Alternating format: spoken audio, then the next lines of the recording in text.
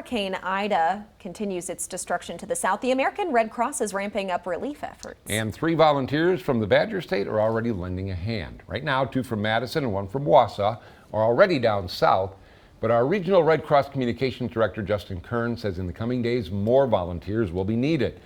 Kern says in a lesson learned 16 years ago during Hurricane Katrina, these 3 current volunteers headed out before Ida made landfall this time.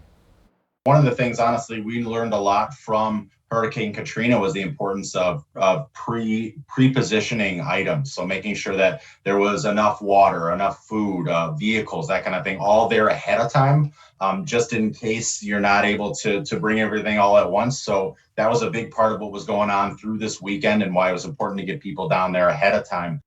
Volunteers will help with supplying medical aid, clothing, food, temporary housing, and more. The Red Cross is always looking for help. To learn more, head to our website, WQOW.com.